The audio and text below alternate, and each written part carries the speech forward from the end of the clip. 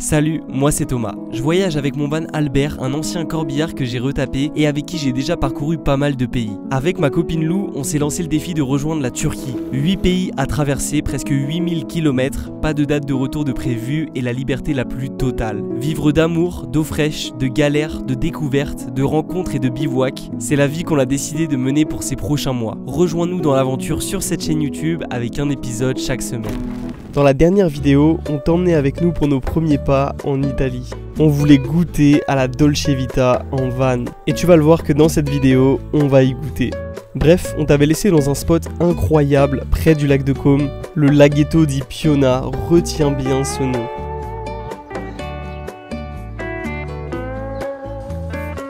Ouf. Quel spot de rêve.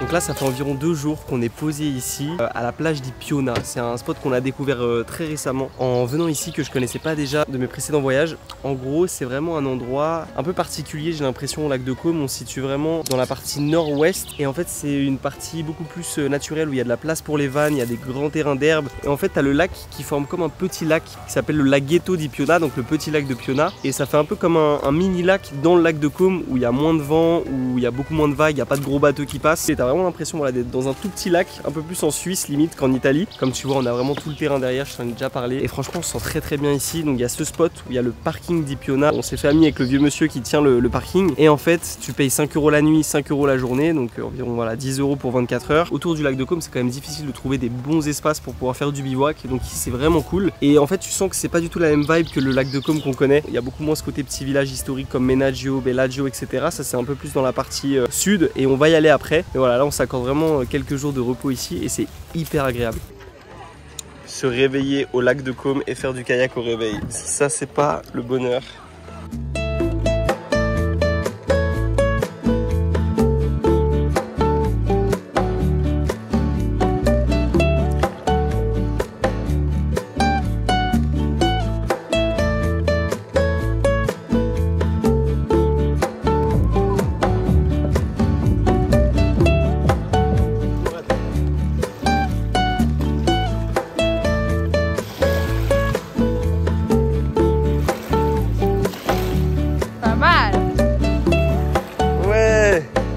Les gars, on est en train d'organiser un petit shooting pour le t-shirt Surf Black de Tarouga. Ça y est, on peut enfin en parler. J'ai mon petit appareil argentique que j'ai acheté en brocante, un petit Rolei 145 avec une petite pellicule Kodak à l'intérieur, avec le Tarouga posé ici sur cette petite plage. Ici on a tout le lac de Côme, mais en fait il n'y a personne. On est venu là en kayak. Nous c'est ça qu'on aime, c'est voilà, trouver des petits spots un peu naturels, pas non plus organiser des shootings pour Tarouga, mais c'est vraiment prendre les t-shirts avec nous. On voyage, on s'inspire du voyage et ça nous permet après de prendre des photos, de les shooter, et c'est ce qu'on adore faire.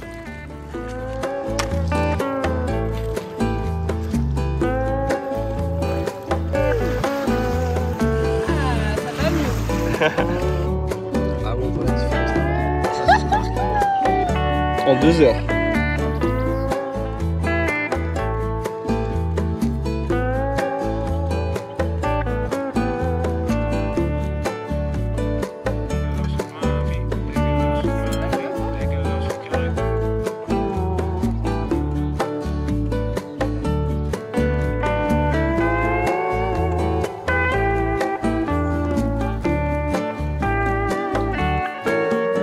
Je sais plus si vous vous souvenez de ce système de douche solaire. À l'époque, je vous avais montré comment je l'avais fabriqué. Ça m'a coûté environ 50 €. C'est juste des tubes de PVC que j'ai assemblés. J'avais trouvé l'astuce sur YouTube. C'était les Mariol Trotter qui avaient fait un tuto à l'époque. Ça doit faire 4 ou 5 ans. Donc de mon côté, j'avais décidé aussi de le faire pour Albert des deux côtés et d'adapter leur système. Je te laisse aller revoir la vidéo pour voir comment je l'avais fabriqué. C'était à l'époque où je bricolais Albert encore chez moi. Donc voilà, c'est tout simple. C'est juste un énorme tube de PVC que j'ai assemblé, que j'ai collé, que j'ai peint en noir pour que ça chauffe au soleil et pour que l'eau à la fin de la journée soit tiède, soit chaude s'il fait vraiment très chaud. On vient remplir tous les 2-3 jours. Il y a environ 17 litres d'eau d'autonomie sur chaque tuyau. Ici, donc j'ai installé une valve de robinet donc, que tu viens couper ou allumer.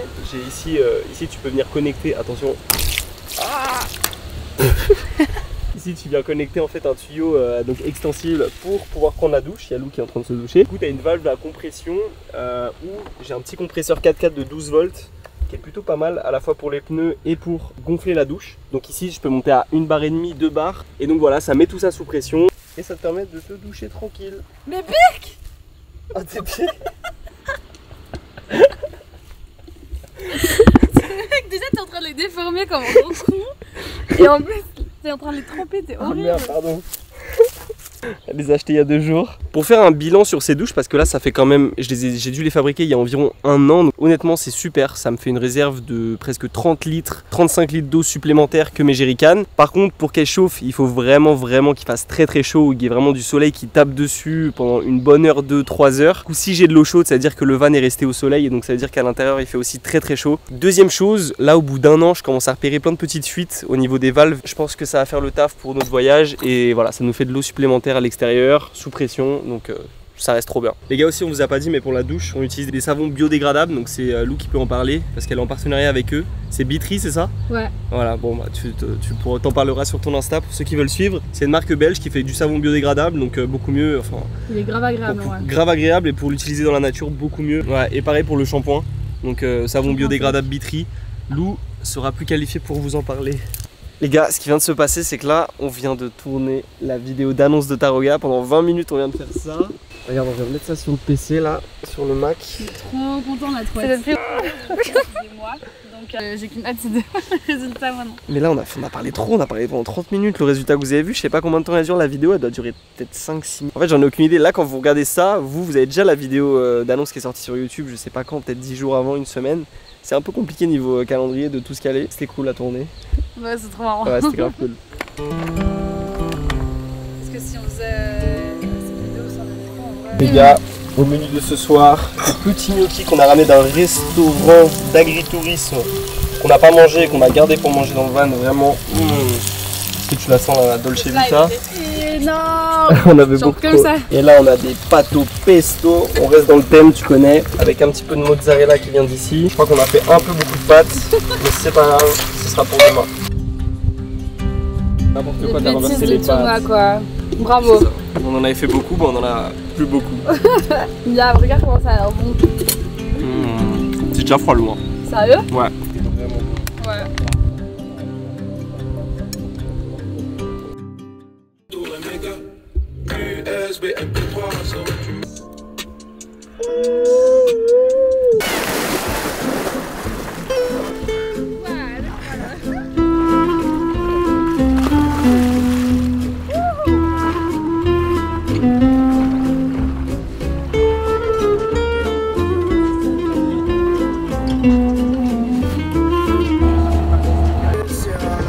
On a quitté notre petit paradis, donc le laghetto di Piona, où on est resté 2 jours, c'était vraiment trop bien. Et là en fait on part sur plus l'autre rive, donc la rive est du lago di Como.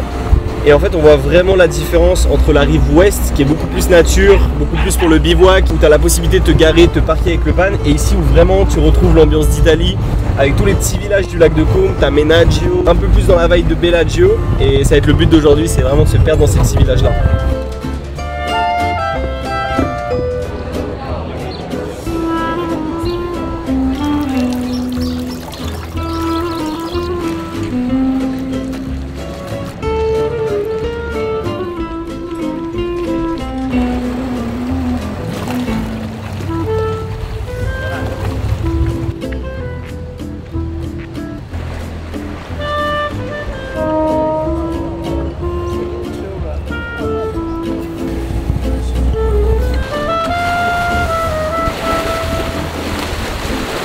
On vient de se trouver un spot. Regarde tout ce qu'on a pour nous. Avec Bellagio juste là. On va dire qu'en marchant on est tombé sur ce spot, la porte était ouverte, on s'est dit vas-y let's go. Il n'y avait pas marqué propriété privée. Non vraiment les gars je sais pas ce qui s'est passé, on est tombé sur ce spot complètement par hasard en marchant. Là-bas il y a Menaggio, là-bas il y a Leno et on cherchait désespérément une plage ou un endroit où se poser et on est tombé sur ce truc là. Donc c'est possible encore aujourd'hui au lac de Como de trouver des spots complètement par hasard où tu peux être vraiment tout seul et c'est complètement paradisiaque. Bon je sais pas vraiment trop si on a le droit d'être ici mais pour l'instant ça fait 1 heure qu'on est ici, il n'y a personne qui nous a rien dit.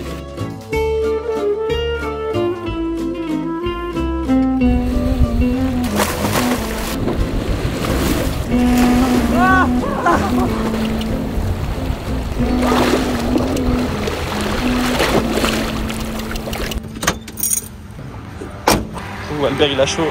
Les gars, je crois que j'ai trouvé le meilleur spot pour avancer sur le montage. Petite vue sur le lac de Caume. J'ai sorti la petite chaise Décathlon. Rien à dire. C'est parfait. On a mis Albert juste derrière. On va dormir ici ce soir. On a retrouvé notre emplacement du village qu'on cherchait, donc c'est parfait. On a presque la même place que l'année dernière. Il y a plein de choses à faire sur Tarouga, la boutique à faire, les shootings à faire sur chaque produit, la vidéo d'annonce, la vidéo un peu teaser publicité, la vidéo voix off. On a vraiment plein d'idées et beaucoup de choses à faire. Réfléchir à tout le contenu qu'on va mettre sur Instagram, mais c'est quand même hyper passionnant, mais ça nous demande du temps. Donc la réalité c'est aussi que tous les jours on bosse pas mal d'heures.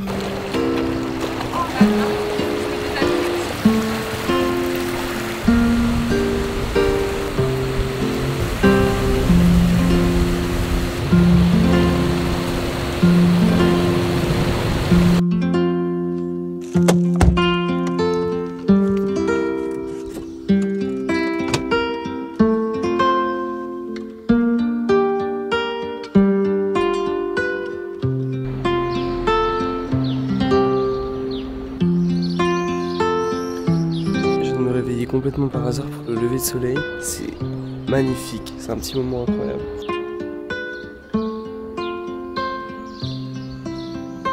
En fait je me suis levé complètement par hasard, je regarde un peu par la fenêtre et je vois qu'il n'y a pas de soleil, je vois qu'il fait tout gris, je me dis oh, aujourd'hui ce sera pas une bonne journée. Et en fait je me dis mais non mais en fait je crois qu'il est beaucoup trop tôt et je regarde mon tel, je vois il est 5h45, je me dis oh, je regarde rapidement vers le lac et je vois qu'il y a vraiment une mer d'huile et qu'il y a une petite lumière toute fine, une petite lumière dorée qui vient taper le lac. Je me dis waouh c'est incroyable, je vais voir vite fait, je prends quelques images, je me dis bon je vais m'endormir, j'arrive pas à dormir.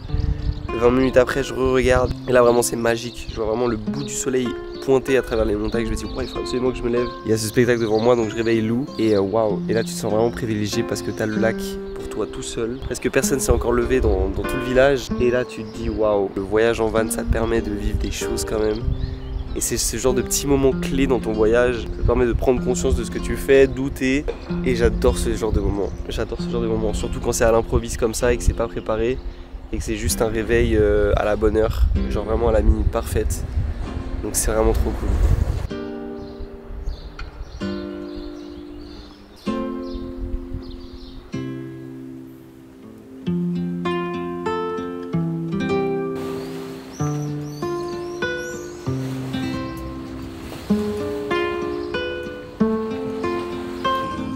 Petite plage matinale avec nos petits canards juste là. Il est temps de quitter ce spot incroyable, notre spot préféré du lac de Caume à Arguinho. Donc là on va faire encore un tour du lac de Caume. Notre objectif c'est d'aller direction Nesso. Orido du Nesso. C'est un petit pont trop mignon, les gens ils sautent du pont et tout ça, trop bien. Et donc voilà, ça va être le but d'aller là-bas. On va peut-être rejoindre des potes de Lou en plus qui viennent faire un petit road trip ici en Italie. Donc ça peut être très cool.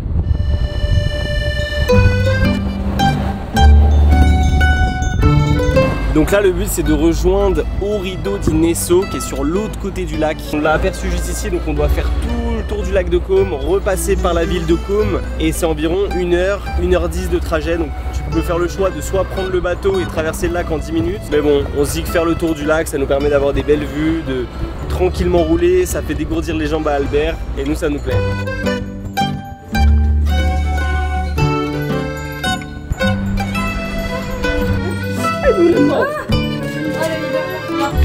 Ça mord les gars. Ah ouais?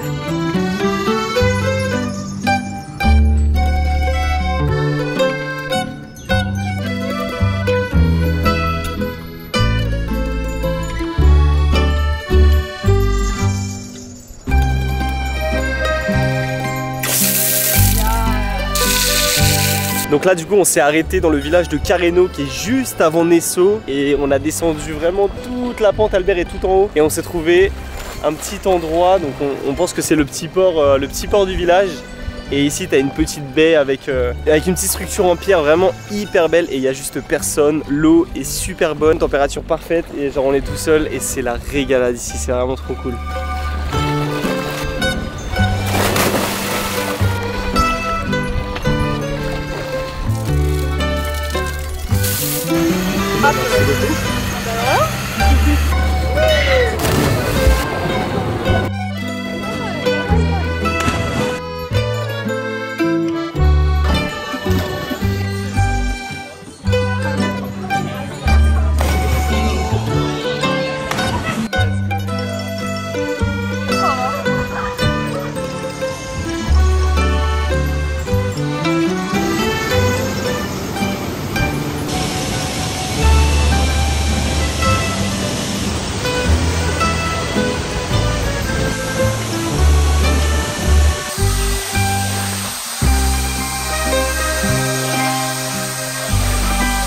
un bonheur, je suis tout seul, il n'y a personne qui a voulu m'accompagner, l'eau elle est beaucoup trop froide, l'eau est gelée, elle sort juste de la montagne.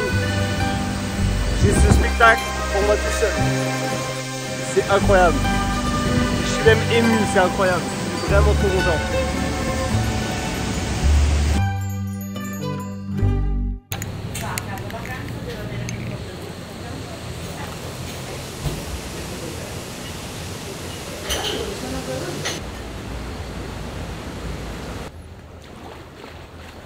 On est retourné à Nesso en matinée parce qu'en fait hier on est venu ici avec tes potes mais il y avait grave du monde, grave des Italiens, grave des jeunes et on voulait faire des petits shootings pour Tarouga mais il y avait vraiment trop de monde. C'était une super bonne ambiance mais on s'est dit qu'il fallait qu'on y retourne demain matin. Donc là on y est et on a sorti les petits t-shirts Tarouga et là on est en plein, là on vous fait un making of en gros des petits shootings et tout. Donc là le plan en gros c'est qu'il faut que je monte sur le pont et que je saute là. Il y a 4-5 mètres et je vais sauter avec le t-shirt et il faut que Lou me cadre bien, me suive et ça va être un rush qu'on va servir pour faire les teasers, tout ça. Donc il faut que tu gères parce qu'on a qu'une chance, on a qu'un t-shirt là.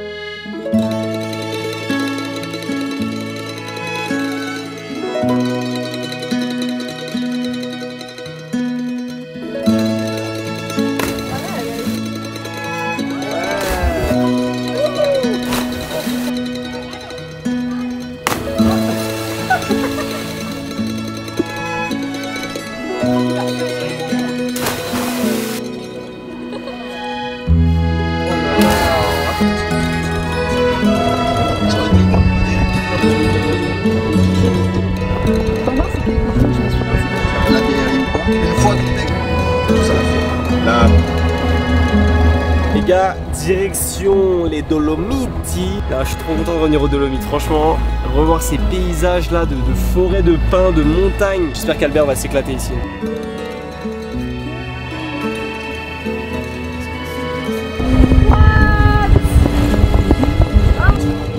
C'est ouf, non? T'as vu?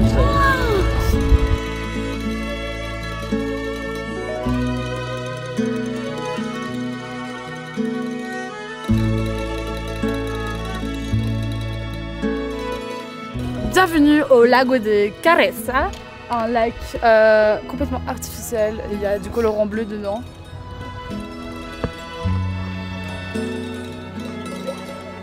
Voilà.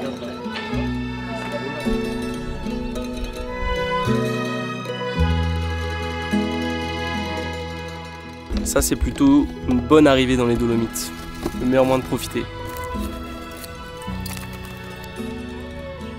Et santé.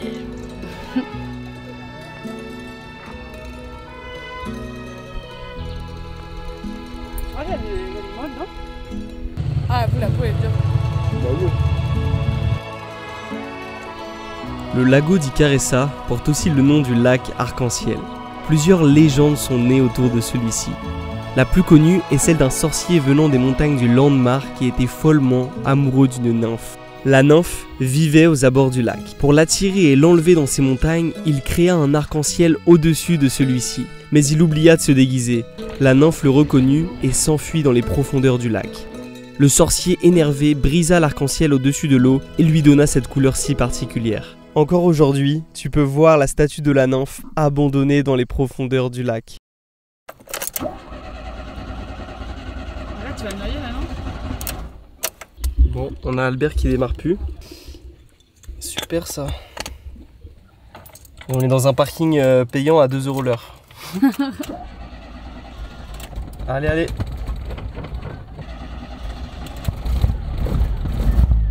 Yes, c'est bizarre, non? Comment ça, il a trop d'essence? On dirait qu'il y a trop d'essence qui arrive, ça le noie. Et puis ça sent l'essence de ouf là. Tu sens là, il y a de la fumée de ouf là. Peut-être toute la montée, il y a eu de l'essence qui s'est mis trop, tu sais, je sais pas, tu vois. Ouais. Je sais pas. Quand même Albert, faire, hein. Tu vas pas nous lâcher ici dans les Dolomites, hein. On a encore 6 pays à faire, hein, s'il te plaît. Je sais pas si tu vois le con là-bas qui est en train de courir, on le voit plus. Tellement con, regarde, il fouille dans la poubelle, on voit pas bien mais il fouille dans la poubelle. Il a jeté le ticket dans la poubelle, quand même. On en parle pas. On est dans un parking payant à 2 € de l'heure. Il a jeté le ticket. Il est revenu, il a fait j'ai perdu le ticket. Oh, je l'ai jeté. Ça va? J'avais jeté le ticket dans la poubelle. Donc quoi, il revient, il me dit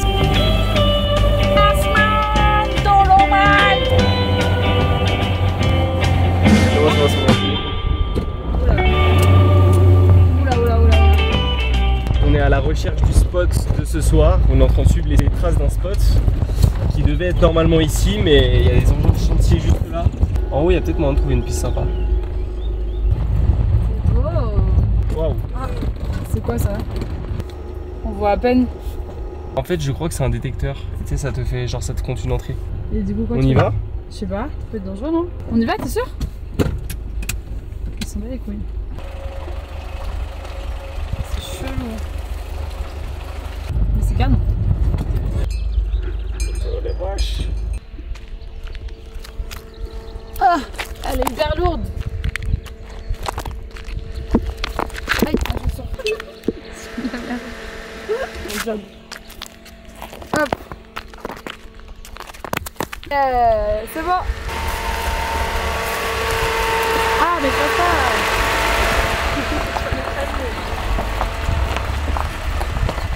On serait pas mieux ici? Allez, Hein. demi-tour. T'étais parti aux toilettes le jour de la distribution des servants? Oh. Il me fait dormir à côté d'une grosse bouse de vache. C'est pas glamour ça.